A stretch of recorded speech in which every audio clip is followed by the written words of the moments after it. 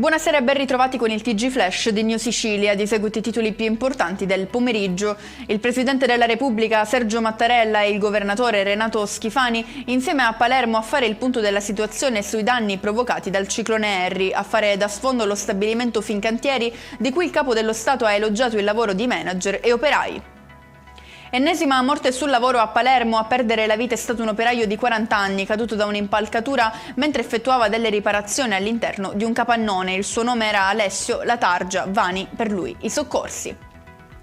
C'è un catanese nell'inchiesta che oggi a Reggio Calabria ha portato all'esecuzione di 6 misure cautelari per usura, estorsione e atti persecutori. Sarebbe stato lui a concedere alle sue vittime somme di denaro in prestito in cambio di pretese economiche sproporzionate. Indagate anche 2 persone appartenenti alle forze dell'ordine.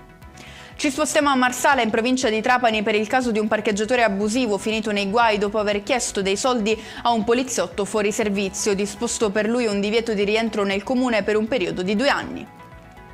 Chiudiamo con il meteo. Prosegue la tregua dai recenti avvenimenti legati al ciclone Harry, con la giornata di domani che sarà all'insegna della nuvolosità ma senza fenomeni di rilievo.